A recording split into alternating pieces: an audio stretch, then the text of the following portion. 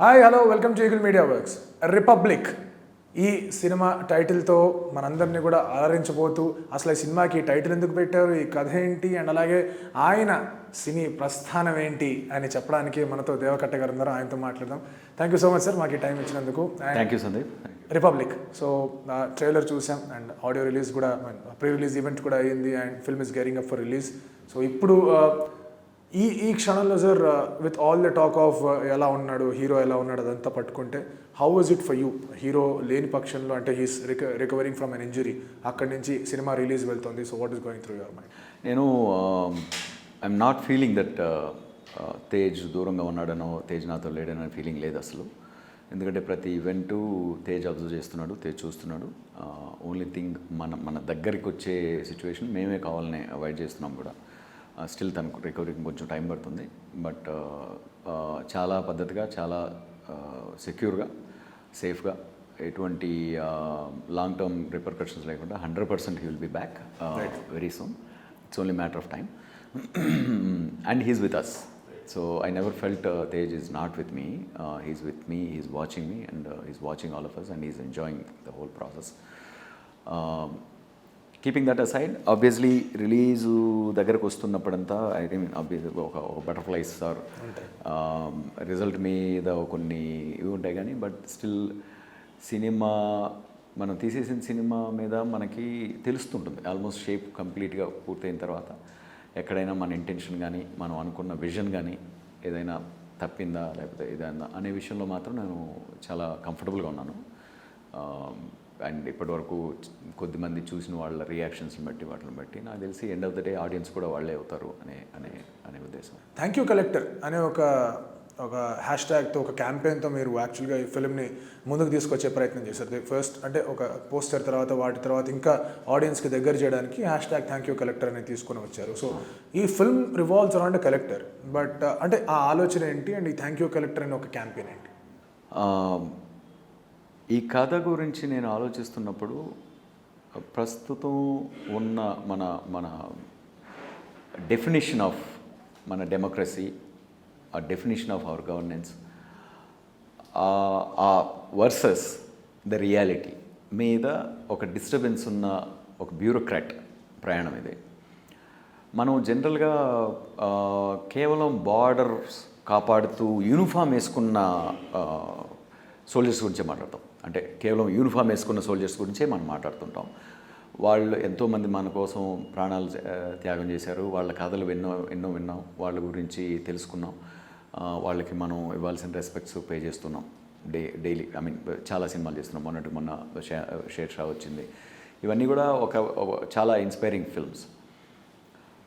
But వ్యవస్థ లోపలుంటూ వ్యవస్థ హద్దుల్ని, వ్యవస్థ పునాదుల్ని కాపాడడానికి దైనందినం వ్యవస్థ లోపలున్న శత్రువులతో, దేశం లోపలున్న శత్రువులతో యూనిఫామ్ వేసుకోకుండా యుద్ధం చేసి చాలామంది చచ్చిపోతున్నారు. వాళ్ళు కూడా వీరయోధులు అనేది నా ఉద్దేశం.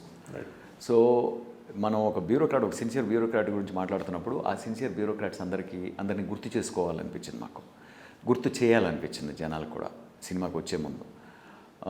అండ్ అందువల్ల ఆ యాంగిల్లో ఆలోచించాల్సి వచ్చింది, క్యాంపెయిన్ డిజైన్ చేయాల్సి వచ్చింది. అండ్ ఇన్ఫ్యాక్ట్ ఆ ఐడియా సతీష్ అని మా క్రియేటివ్ ప్రొడ్యూసర్ నుంచి, అంటే ప్రతి సినిమాను కూడా మనం ఏ టోన్లో ఉందో సినిమా, ఆ టోన్లోనే మనం ఆడియన్స్ని ప్రిపేర్ చేయాలి, వాళ్ళ ఎక్స్పెక్టేషన్స్ కూడా ఆ టోన్లోనే పెట్టుకోవాలనే ఉద్దేశంతో వచ్చింది. And it's a huge success and we feel really good about that. మీరు ఇందాక అదే ఈ ప్రశ్నకి సమాధానం చెప్తూ ఒక మాట అన్నారు, అంటే బార్డర్లో పోరాడిన మిలిటరీ వాళ్ళకి సంబంధించి మంచి కథలు వచ్చాయి, పోలీసులకు సంబంధించి కథలు వచ్చాయి, బ్యూరోక్రాట్కి సంబంధించి మీరు అన్నట్టుగానే అంత నంబర్స్లో లేవు. అంటే దీనికి రీజన్ ఏంటి? పేట్రియాటిజం సెల్స్ అనుకుంటారా, లేకపోతే పోలీసులో ఆ హీరోయిజం చూపించవచ్చు అనుకుంటారా? What is the main reason ఇలా బ్యూరోక్రాట్స్? General perception. ఎందుకంటే బ్యూరోక్రాట్స్ గాల్లో ఎగిరి ఫైటింగ్లు చేయరు. వాళ్ళ ఇంటెలిజెన్సే వాళ్ళ ఆయుధం. పోలీస్ ఆఫీసర్స్ అంటే కూడా కొంచెం ఒక చిన్న డైనమిజం ఉంటుంది. బార్డర్ సోల్జర్స్ అంటే యాక్షన్ ఉంటుంది బేసిక్గా. ఇవన్నీ కొంచెం యాక్షన్ డ్రివెన్ క్యారెక్టర్స్ కాబట్టి రియల్ లైఫ్లో కూడా. అందువల్ల ప్రాబ్లీ మనం ఎక్కువ ఆ కథల వైపే మొగ్గు చూపాము ఇన్ని రోజులు. బట్ నా ఉద్దేశంలో కాన్ఫ్లిక్ట్ స్ట్రాంగ్గా ఉన్నప్పుడు అదే పెద్ద యాక్షన్. కరెక్ట్. సో ఆటోమేటిక్గా ఆ యాక్షన్ డైనమిక్స్ వచ్చేస్తాయి. సో ఆ కాన్ఫ్లిక్ట్ స్ట్రాంగ్గా ఉండాలంటే ఒక స్ట్రాంగ్ పాయింట్ ఆఫ్ వ్యూ ఉండాలి. ఏదర్ వ్యవస్థ గురించి కానీ, లేకపోతే ఆ క్యారెక్టర్ గురించి కానీ, క్యారెక్టర్కి ఉన్న పాయింట్ ఆఫ్ వ్యూ గురించి కానీ, as a writer and director నాకు ఆ స్ట్రాంగ్ పాయింట్ ఆఫ్ వ్యూ ఉండాలి. సో అది అది కొంచెం ఆ సబ్జెక్ట్ మ్యాటర్ మీద కొంచెం ఎక్కువ నేను ఎడ్యుకేట్ అవుతూ ఆలోచించడం వల్ల నాకు ధైర్యం వచ్చింది. ఒక వెరీ డైనమిక్ కలెక్టర్ని చూడగలిగాను నేను. So I think hopefully this will open gates correct to. ఎందుకంటే బ్యూరోక్రాట్ ఏంటంటే ఎవరికి సొంతం కాదు, ప్రజలకు సొంతం. అంటే ప్రజల కోసం సివిల్ సర్వెంట్ అంటాం మనం.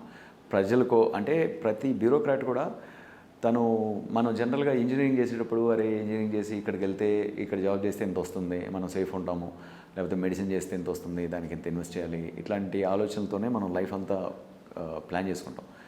బట్ నేను చిన్నప్పుడు కానీ, లేకపోతే నా చుట్టూ ఉన్న ఐఏఎస్ ఆస్పిరెంట్స్ కానీ, సివిల్ సర్వెంట్స్ ఆస్పిరెంట్స్ కానీ, వాళ్ళకి తెలియని లోపల ఒక డబ్బుల గురించి ఆలోచించరు వాళ్ళు. నాకు ఎంత వస్తుందా అంత వస్తుందా అని ఆలోచించకుండా ఎక్కువ నేను సివిల్ సర్వెంట్ అనేది ఒక ప్రైడ్గా, నేను వ్యవస్థ లోపలికి వచ్చి నేను ఏదో వ్యవస్థకు సర్వీస్ చేస్తాను, ఇది ప్రెడామినెంట్గా ఇదే వాళ్ళ ఎమోషన్, వాళ్ళ కెరియర్ పిక్ చేసుకోవడంలో.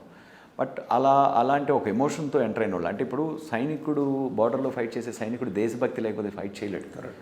సేమ్ ఒక సివిల్ సర్వెంట్ కూడా దేశభక్తి లేకపోతే సమాజం మీద ఒక కనెక్షన్, నేను ఏదో చేయగలను, నేను కంట్రిబ్యూట్ చేయగలను అనే ఒక డ్రైవ్ లేకపోతే ఆ కెరీర్లో ఉంటారు వాళ్ళు. సో అలా ఎంటర్ అయిన వాళ్ళు కూడా నాకు సైనికులే. అందుకనే వాళ్ళందరినీ సోల్జర్స్ అన్నాను. థ్యాంక్ యూ డైరెక్టర్ చెప్పేటప్పుడు అందరూ కూడా వాళ్ళు వెరీ బై హార్ట్ వాళ్ళు చూస్ చేసుకుని ఫీల్డ్లోకి వచ్చినటువంటి soldiers. So that's my drive in looking at it. మీ అంటే వెన్నెల తర్వాత మీరున్న ఫిల్మ్స్ అన్నింటిలో కూడా ఏదో ఒక రకమైన ఒక పొలిటికల్ ఐడియాలజీ అనేది వస్తూ ఉండడం, ఒక కాన్ఫ్లిక్ట్ హీరోకి with the society with in himself, ఆ రెండు కూడా మీరు ఎస్టాబ్లిష్ చేస్తూ వచ్చారు. ప్రస్థానం తీసుకున్న, ఆటోనగర్ తీసుకున్న, తర్వాత డైనమైట్ తీసుకున్న, అండ్ నా ఇప్పుడు కలెక్టర్ తీసుకుంటున్నా, మన రిపబ్లిక్ తీసుకుంటున్నా కూడా. డూ యూ థింక్ ఆ స్టోరీస్ అన్నిటితో ట్రావెల్ అయిన తర్వాత you got a full fledged character of a person who's capable to deal with పొలిటీషియన్స్తో కానివ్వండి, లేదా లోకల్ వాళ్ళతో కానివ్వండి, గవర్నెన్స్తో కానివ్వండి, అండ్ తనతో పాటు కానివ్వండి. Do you think Panja Abhiram character ఏదైతే ఉందో ఆ complete character because of all the other leads మీ ప్రీవియస్ ఫిల్మ్స్లో దాన్ని బట్టి అని చెప్పేసి కొంత అంటే ఎడ్యుకేషన్, నాకు ప్రతి కథ, ప్రతి సినిమా ఒక ఎడ్యుకేషన్. నాకు ఇంట్రెస్ట్ ఉన్న సబ్జెక్ట్లో నేను ఎడ్యుకేట్ అవుతూ దాన్ని క్యారెక్టర్ రూపంలోనూ, కథ రూపంలోనూ, అందులో ఉన్న కాన్ఫ్లిక్ట్స్ని డిబేట్ చేసుకుంటూ కథ వ్యూ చేయడం అలవాటు నాకు.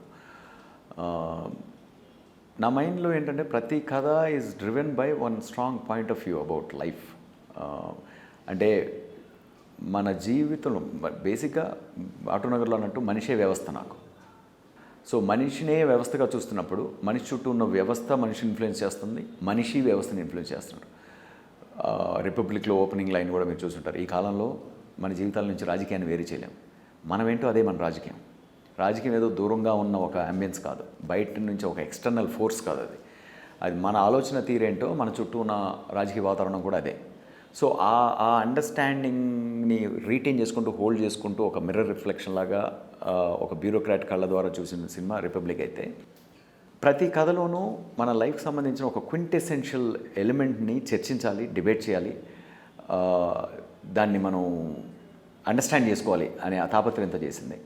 ప్రస్థానం అనేది ఒక హ్యూమన్ నేచర్ గురించి, ఒక మంచి వ్యక్తి ఒక ఎక్లిప్స్ లాగా, ఒక గ్రహంలాగా ఒక చెడ్డ పని చేసినప్పుడు దాని కాన్సిక్వెన్సెస్ అనేవి ఒక కర్మ థియరీ లాగా మనకు వెనక్కి వస్తుంది అనేది basic essential human nature and karma of being a human condition basically. అది నా ఎలిమెంట్ అనమాట ప్రస్తుతానికి. ఆటోనగర్ సూర్యలో ఒక ప్యూర్ హార్టెడ్, ఇండిపెండెంట్, డిగ్నిటీ ఉన్న పర్సన్, తన లోపల ఉన్న, అంటే చిన్నప్పుడు ఆ చిన్నపిల్లోడు భోజనం పెడితే కూడా మీరు పెట్టిన భోజనానికి ఏదైనా పనిస్తారా, నేను పని చేసి రుణం తీర్చుకుంటాను అన్నంత డిగ్నిటీ ఉన్నాడు. కోర్ హ్యూమన్ వాల్యూ తోటి, తన సొంత వాల్యూ తోటి ఎదగాలనుకున్న వాడికి ఎటువంటి సిస్టమిక్ పరిస్థితులు ఎదురవుతున్నాయి, ఆ కాన్ఫ్లిక్ట్ ఎలా ఉంటుంది అనేది. రిపబ్లిక్ విషయానికి వచ్చేటప్పటికి ఫండమెంటల్గా నాకు ఎప్పటి నుంచో ఒక ఆలోచన, అంటే mainly I got expose to America. ఒక 15 ఏళ్ళు అమెరికాలో ఉండడం వల్ల అది మోస్ట్ మెచ్యూర్ డెమోక్రసీ. ఇందులో ఎందుకు ఇంత మెచ్యూరిటీ ఉంది, ఇందులో అక్కడ నేరాలు ఉన్నాయి, అక్కడ ఘోరాలు ఉన్నాయి, అక్కడ ఒక ట్రంప్ లాంటి ఒక వేవ్ ఉంది. స్టిల్ అది అని చెక్స్ అండ్ బ్యాలెన్సెస్ కరెక్ట్గా ఉన్నాయి కాబట్టి ఈవెన్ ట్రంప్ నియమించిన జడ్జిలే ట్రంప్ చేయాలనుకున్న అన్యాయాన్ని ఖండించారు, పక్కకు తప్పించారు. లేకపోతే ట్రంప్ ఈరోజు అమెరికాకి డిక్టేటర్ అయ్యేవాడు. ఇప్పటికీ ప్రయత్నిస్తున్నాడు డిక్టేటర్ అవ్వాలని. కాదంటే మిగతా 2 గుర్రాలు బ్యాలెన్స్లో ఉన్నాయి కాబట్టి ఆబ్వియస్లీ మెజారిటీ ఓటర్స్ ఓటేసినప్పుడు గెలుస్తాడు. That is the foundation of any democracy. ఇందులో డెమోక్రసీ ఫంక్షనాలిటీ మీద మనకు ఎవరికీ అండర్స్టాండింగ్ లేదు. కామన్ ఓటర్స్ని వదిలేసేయండి, ఎడ్యుకేట్ అయిన మీకు నాకు లేదు, చుట్టూ ఉన్న ఎవరికీ లేదు.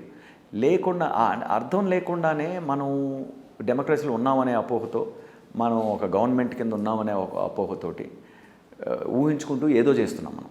అంటే మనం యాపిల్ తింటున్నాము అనుకుంటున్నాం కానీ మనం ఇంకేదో తింటున్నాం. ఓకే, సో ఇది నా డిస్టర్బెన్స్. ఇది బేసిక్గా నాకు లేదా అండర్స్టాండింగ్. నాకు దాని ఫంక్షనాలిటీ ఏంటో నాకు తెలీదు. దాని మీద ఒక క్యూరియాసిటీ, ఒక అకాడమిక్ క్యూరియాసిటీ ఉంది కాబట్టి దాన్ని ఒక న్యూట్రల్ క్యారెక్టర్ ఎవరు, అటు ప్రజల కోసం పనిచేస్తాడు, ఇటు లెజిస్లేటివ్ ఆర్డర్స్ని ఫాలో అవుతాడు. ఇటువంటి వాడు ఒక సెంటర్లో ఉన్న వ్యక్తి. తన స్ట్రగుల్ ద్వారా నేను చూసినప్పుడు ఏమవుతుందంటే ఆ సిస్టమ్ కావాల్సిన 360 degrees in a way. Republic అనే సినిమా రాజకీయ నాయకులను కూడా విక్టిమ్స్గానే చూపించే సినిమా. రైట్. ఎందుకంటే ప్రతి రాజకీయ నాయకుడు గెలవాలని పోటీలోకి వస్తారు, కానీ ఆ గెలిచేదానికి ఉన్న అడ్డదారులు అవైలబుల్గా ఉన్నప్పుడు అందరూ అడ్డదారిలోనే వెళ్తారు. అది ప్రతి హ్యూమన్ నేచర్. అది ఇప్పుడు ఒక అడ్డదారి తొక్కే అవకాశం ఉన్నప్పుడు ప్రతి ఒక్కరు అడ్డదారిలోనే వెళ్తారు. ఎందుకంటే ప్రతి ఒక్కరు ముందుకు వెళ్ళాలంటారు, మీరు వెళ్తారు, నేను వెళ్తాను. బట్ సిస్టమ్ అన్నప్పుడు, ఒక సొసైటీ అన్నప్పుడు అందులో ఒక చెక్స్ అండ్ బ్యాలెన్సెస్, నార్మ్స్, ఎవరికైనా అన్లిమిటెడ్ పవర్ ఇచ్చినప్పుడు ప్రతి ఒక్కరు దాన్ని అబ్యూజ్ చేస్తాడు, తెలియకుండానే అబ్యూజ్ చేస్తాడు. సో ఆ అండర్స్టాండింగ్ మనకి ఎవరికి లేదు, నాకు లేదని నేను నేర్చుకుంటూ ఆ క్యారెక్టర్ పాయింట్ ఆఫ్ వ్యూలో ఒక కథని ఎక్స్పీరియన్స్ అవుతూ రాసిన కథ, తీసిన కథ republic. Right. So I think పంజాబరం is reflection of Deva Katta అనుకోవచ్చు. అలా అని కాదు, మేబీ నా point of view, reflection of my point of view. అందులో తప్పులు ఉండొచ్చు, ఒప్పులు ఉండొచ్చు, బట్ అది ఒక strong point of view. So ఆ పాయింట్ ఆఫ్ వ్యూలో ఈ వ్యవస్థలో నేను ఒక సివిల్ సర్వెంట్గా ఉంటే నా యుద్ధం ఎలా ఉంటుంది అని చూపించడమే ఆ ఎక్స్పీరియన్స్. నేను ఫీల్ అవుతున్న ఆ ఎక్స్పీరియన్స్ని ఆడియన్స్ని ఎక్స్పీరియన్స్ అయ్యే విధంగా ఊహించుకుంటూ. సో ఆబ్వియస్లీ అగైన్ ఇట్స్ అది నేను సక్సీడ్ అయ్యానా లేదా అనేది October 1st తెలుస్తుంది. So that's ambition. ఇటువైపు ఎందుకు రావాలనిపించింది సార్? అంటే బేసిక్లీ మీ అప్బ్రింగింగ్ వల్ల, మీ యూఎస్ ఎక్స్పీరియన్సెస్ వల్ల, లేకపోతే వెన్నెలలో కూడా దేర్ ఇస్ అ కాన్ఫ్లిక్ట్, అక్కడ కూడా మనం చూస్తున్నాం. కానీ బట్ కంప్లీట్గా జనాలందరికీ, చూసే వాళ్ళందరికీ కూడా ఒక పొలిటికల్ అట్మాస్ఫియర్, లేకపోతే ఒక డెమోక్రసీకి సంబంధించిన కొన్ని ఇష్యూస్ ఉన్నాయని చెప్పి మీ లాస్ట్ ఫ్యూ ఫిల్మ్స్ అన్నీ ఎందుకు వచ్చాయి? మోస్ట్ ఆఫ్ ది ఫిల్మ్స్ మీ అటువైపు ఎందుకు వెళ్తూ ఉన్నాయి?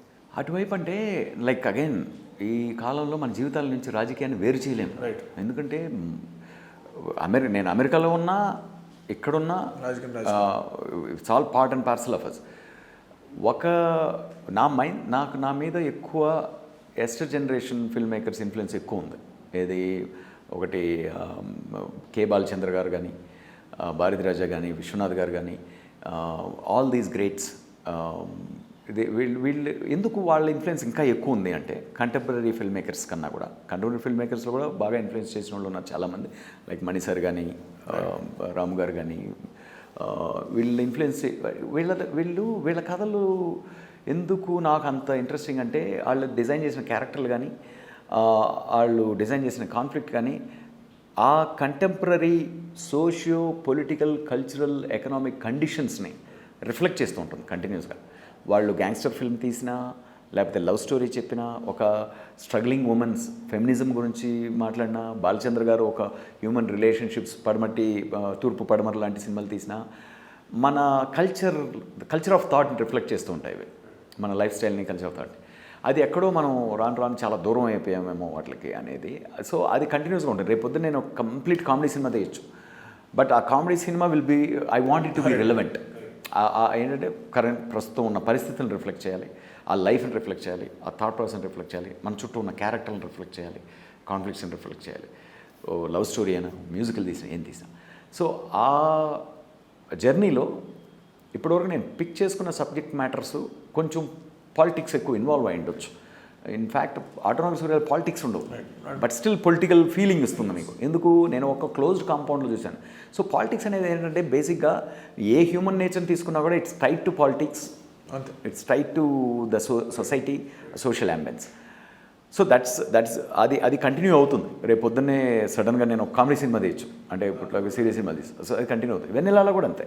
వెన్నెలా కూడా నేను అనుకున్న పాయింట్ ఏంటంటే ఒక అమ్మాయి జెన్యున్గా ఒకరితో లవ్ పడింది కాలేజ్ ఏజ్లో, బట్ ఆ అబ్బాయి లవ్లో పడిన తర్వాత 4 ఏళ్ల తర్వాత ఇతనితో రెస్ట్ ఆఫ్ ద లైఫ్ లేని పరిస్థితుల్లో అమ్మాయి అమెరికాకి వెళ్ళేటప్పుడు ఇంకో అబ్బాయి అమ్మాయితో ప్రేమలో ఉన్నా కూడా వీడు ఒక సైకోలాగా అంటాడినప్పుడు అమ్మాయికి has the basic right to choose and to let go of a relationship. ఇప్పుడు దాన్ని ఒక ఈగో కింద తీసుకొని అమ్మాయిని టార్చర్ చేస్తున్న క్యారెక్టరు, అమ్మాయిని జెన్యున్గా ప్రేమిస్తున్న ఒక అతని క్యారెక్టర్, అమ్మాయి ఎలా నలిగిపోతుంది ఈ మధ్యలో అనేది ఒక చిన్న నేను డిస్టర్బెన్స్ ఫీల్ అయిన, అది కూడా నా రియల్ లైఫ్లో నుంచి నేను అబ్జర్వ్ చేసిన కొన్ని క్యారెక్టర్స్, కొన్ని ఇన్సిడెంట్స్ని ఇన్స్పైర్ చేసుకుంది. సో అది ఆ రిలవెన్స్ ఎప్పుడూ ఉంటుంది నాకు. ఎందుకంటే నేను సినిమాలు చూసి ఈ సినిమా చూసి ఈ కథ ఇలాంటి కథ చేయాలనే దానికన్నా కూడా ఈ ఎమోషన్ మీద, ఈ హ్యూమన్ కండిషన్ మీద, ఈ హ్యూమన్ ఎమోషన్ మీద చేయాలని మొదలు పెడతాను. కాబట్టి మీకు అందులో ఎప్పుడు కూడా ప్రాబ్లీ దాన్ని కనెక్షన్ అనొచ్చో లేకపోతే ఏమనొచ్చో. అంటే ఫర్ ఎగ్జాంపుల్ నాకు రిపబ్లిక్ ట్రైలర్ దాని వ్యూస్ కన్నా, కమెంట్స్ కన్నా, అన్నిటికన్నా ఎక్కువ ఎగ్జైట్మెంట్ ఇచ్చిన కమెంట్ ఒకటి ఏంటంటే, one of my closest friends, colleagues call చేసి, దేవా ఆఫ్టర్ ఎ లాంగ్ టైం, చాలా రోజుల తర్వాత ఒక సినిమాతో నేను పర్సనల్గా ఇంటరాక్ట్ చేస్తున్న ఫీలింగ్ వచ్చింది. నా చుట్టూ ట్రైలర్ చూస్తున్న చాలామందికి అదే ఫీలింగ్ వచ్చింది అని. ఎగ్జాక్ట్గా that is my mission.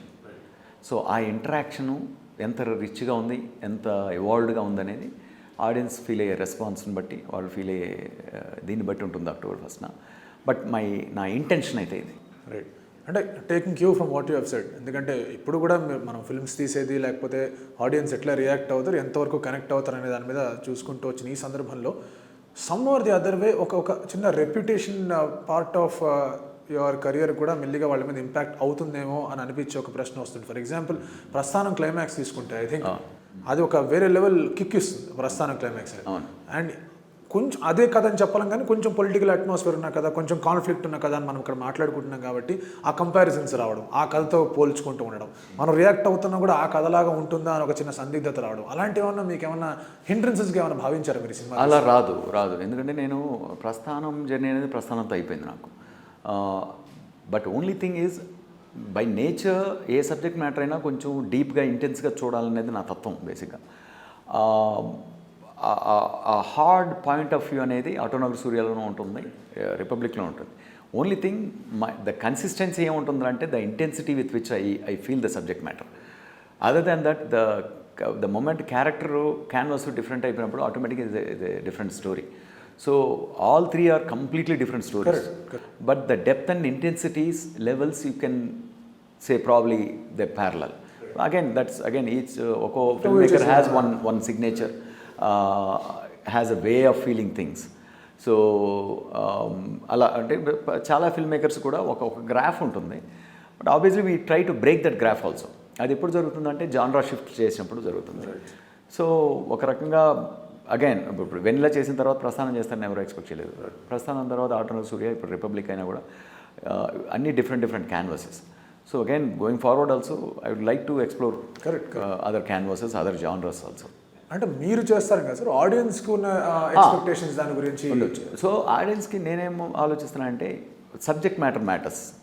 So ఆ సబ్జెక్ట్ మ్యాటరు, అందులో ఉన్న కాన్ఫ్లిక్ట్ ఎలిమెంట్ ఏంటనేది అవి చాలా ఐసోలేటెడ్గా ఉంటాయి. ఈ మూడిట్లోనూ థీమాటిక్ ఎలిమెంట్స్ ఉన్నాయి కాబట్టి వాళ్ళకి ప్రతి 3 ఫ్రెష్గా ఉంటాయి. ఇప్పుడు ఆటోనగర్ సూర్య అనుకున్న రీచ్ రాకపోవడానికి కారణం దాని ఎగ్జిక్యూషన్లో నేను ఫ్లాస్ ఉన్నాయి, కానీ బట్ దానికి చాలా ఆ స్క్రిప్ట్కి చాలా కల్ట్ ఫాలోయింగ్స్ ఉన్నాయి.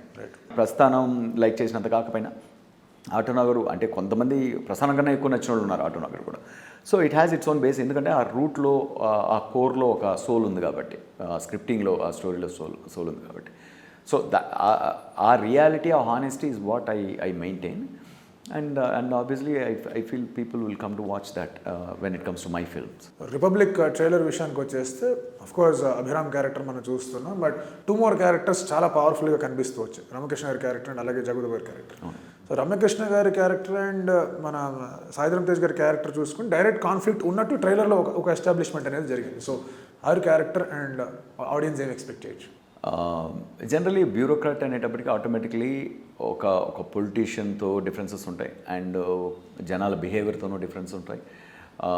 ఈ రెండింటినీ ఒక టేబుల్ దగ్గర తీసుకొచ్చి ఒక వాట్ యు సే ఒక సొల్యూషన్ తీసుకొచ్చేది ఇది bureaucrat responsibility actually.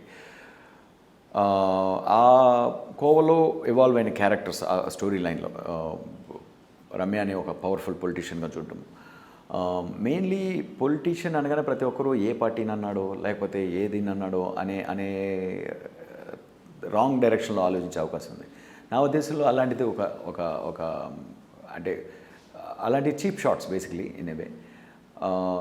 In my view in Republic even politicians are also victims. So and that's how I saw the character. So ఇలాంటి ఒక డెప్త్ ఉన్న క్యారెక్టర్ అయినప్పుడు ద కౌంటర్ ఫోర్స్ ఒక బ్రహ్మాండమైన artist కావాలి, ఆ న్యూఆన్సెస్ తెలిసిన ఆర్టిస్ట్ కావాలి. ఇన్ఫ్యాక్ట్ మేము ఫస్ట్ డ్రాఫ్ట్లో రాసినప్పుడు ఇది ఒక 70-year-old క్యారెక్టర్. మా ఊహలో ఏంటంటే భారతి రాజా గారు కానీ మనం ఐడియలైజ్ చేసుకున్న డైరెక్టర్స్ని ఎవరన్నా ప్లే చేయమన్నాం ఆ క్యారెక్టర్ అని ఒక ఆశతో ఊహించుకున్నాం కొత్తగా ఉంటుందని. లేదంటే మహేంద్రన్ తెరీ సినిమాలో చేసిన మహేంద్రన్ కానీ ఇట్లా అనుకుంటున్నప్పుడు ఫస్ట్ డ్రాఫ్ట్ అయిపోయిన వెంటనే స్టోరీగా స్క్రీన్ ప్లేగా అందరం ఎగ్జైట్ అయిపోయాం. కాస్టింగ్ విషయంలో సడన్గా వన్ ఫైన్ డే చాలా ప్లీడింగ్గా తేజ్ ఒక్కసారి ఊరిని యాంగిల్లో ఆలోచించి చూడండి సార్ ఎలా ఉంటుందని తేజ్ చెప్పాడు. దీన్ని మనం ఫీమేల్ క్యారెక్టర్ చేస్తే ఎలా ఉంటుందో ఆలోచించండి. ఎందుకంటే we had very strong leaders, lady leaders, Jayalalithaa కావచ్చు,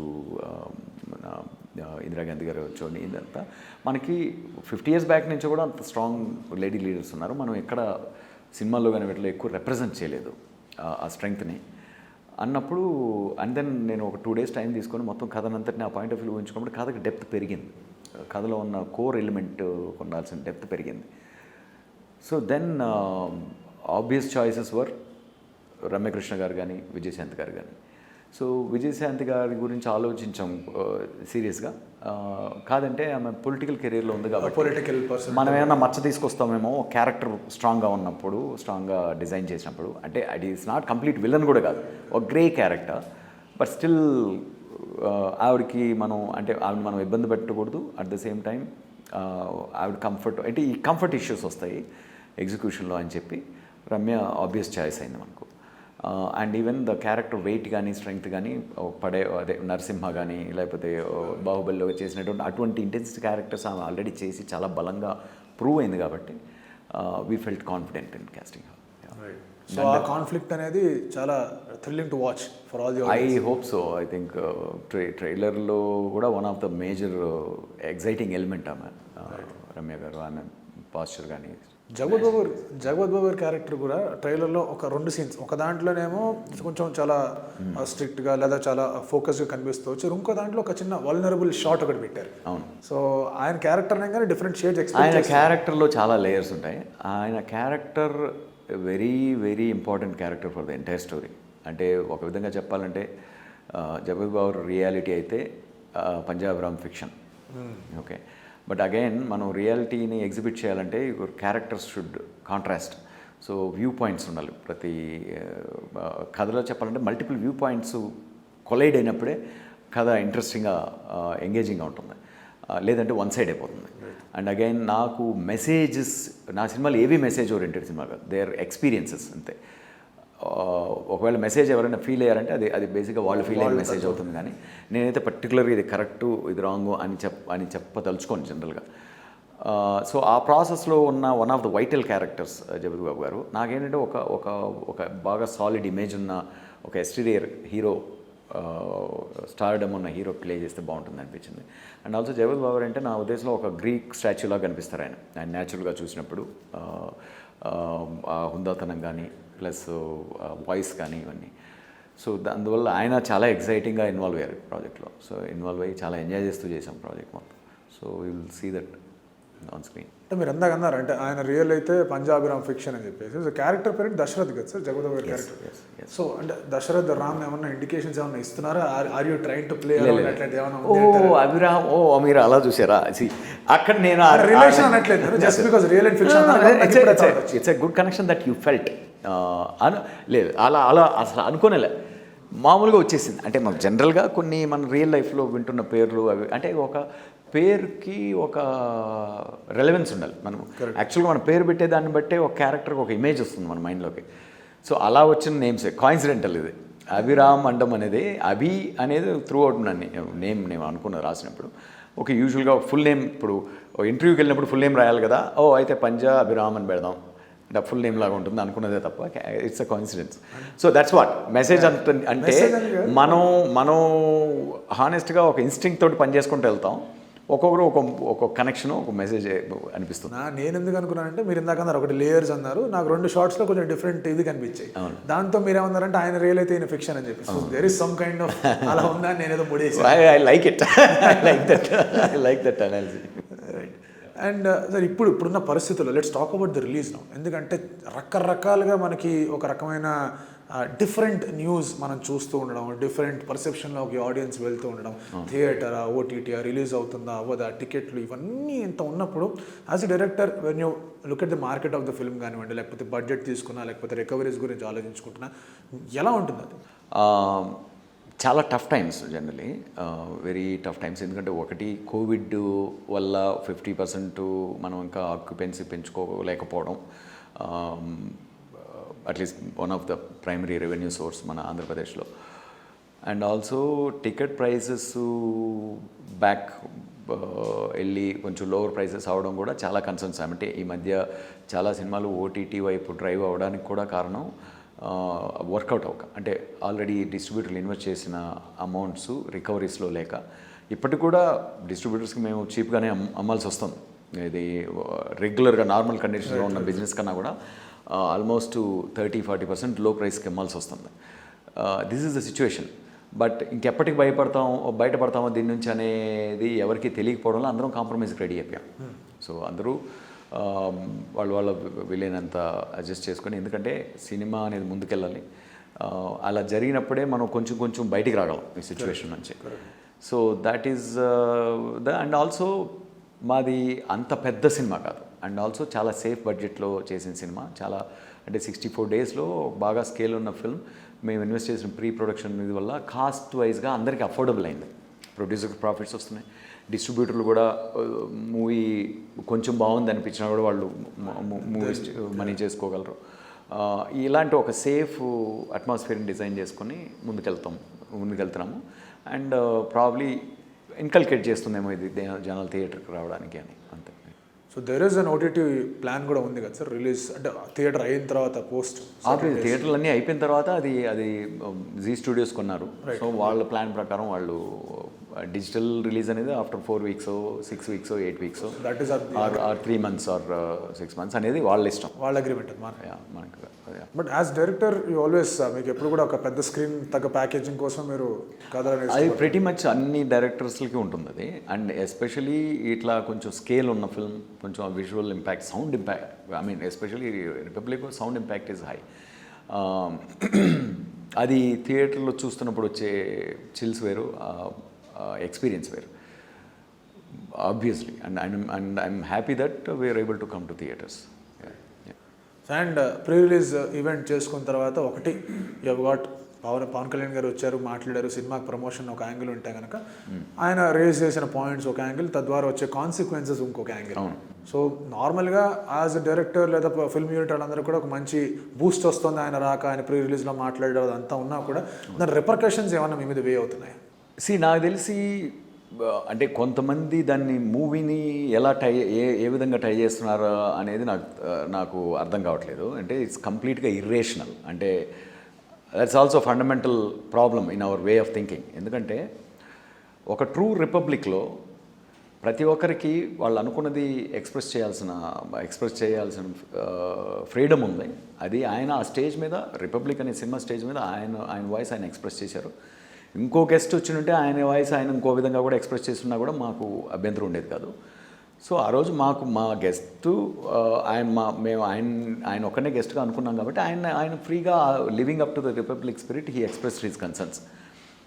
అండ్ కొంతమంది పొలిటికల్గా దాన్ని స్పెండ్ తీసుకోవచ్చు కానీ బట్ మా cinema position is absolutely neutral from it's content point of view and from it's only thing is it supports the spirit that everybody having open dialogue interacting with each other, ఒకరినొకరు abuse చేసుకునే విధంగా కాకుండా లాజికల్గా రేషనల్గా మాట్లాడుకుని ముందుకు పోవడమే ప్రజాస్వామ్యం basically. So నాకు I'm not bothered about Kalyan గారు చెప్పింది. ఆయన రైజ్ చేసిన టికెట్ ప్రైసింగ్ ఇష్యూ అనేది ఇప్పటికీ కొనసాగుతుంది, చర్చలు జరుగుతున్నాయి అంటున్నారు. అవి ఒక రకంగా చాలామందికి భయం ఏంటంటే అంటే ఇండస్ట్రీ చచ్చిపోయే లోపల దీనికి ఒక పరిష్కారం వస్తే బాగుంటుందన్న ఒక భయం, ఒక యాంగ్స్ట్ ఉంది. ఎందుకంటే it's not only directors, heroes, లక్షల మంది ఉన్న ఒక ecosystem. So entire industry ecosystem. So ఆ ఎకోసిస్టమ్ని గవర్నమెంట్కు కొన్ని ఆన్సర్స్ కావాలి, కొన్ని ఇవి కావాలి, ట్రాన్స్పరెన్సీస్ కావాలి, ఇవన్నీ కావాలి, అన్నీ ఒక కొలిక్కి రావాలని కోరుకుంటున్నాం. బట్ అందులో భాగంగానే ఆయన ఎక్స్ప్రెషన్ అయింది అండ్ ఇంకొకరి ఎక్స్ప్రెషన్ ఇంకొకరిది. So end of the day everything has to come together to safeguard the industry. Yes. October 1st ఎంతవరకు ఎదురు చూస్తున్నారు అక్టోబర్ 1st కోసం? క్షణాలు ఎస్, అంటే ఇప్పుడు ఎగ్జామ్ రిజల్ట్ కోసం ఎదురు చూస్తుంటాం. సో ఎగ్జామ్ రాసేసాం, మనం బాగానే రాసాం అనుకుంటున్నాం. బట్ ఎవాల్యుయేషన్ చేసేవాళ్ళు ఎలాంటి ఎవాల్యుయేషన్ వస్తుందో జస్ట్ యాజ్ ఈజ్ ఒక ఐఏఎస్ ఎగ్జామ్ రాస్తే ఈగర్గా వెయిట్ చేసినట్టు. Right. So thank you. Collector అనే కాన్సెప్ట్తో వచ్చిన రిపబ్లిక్ యావత్ భారతదేశంలో ఉన్న ప్రతి ఒక్క ఫిల్మ్ లవర్కి అండ్ అలాగే తెలుగు ప్రేక్షకులు అందరూ కూడా నచ్చాలని కోరుకుంటూ thank you for your time sir. All the very best Devkar. Thank you so much. And only thing I can say as a closing word is republic అనే సినిమా ఒక మనిషి గురించో, ఏ గ్రూప్ ఆఫ్ మనుషుల గురించో, లేకపోతే పార్టీ గురించో ఏమాత్రం మాట్లాడిన సినిమా కాదు. ప్రతి మనిషిలో ఉన్న మనస్సాక్షితో ఇంటరాక్ట్ చేసే సినిమా.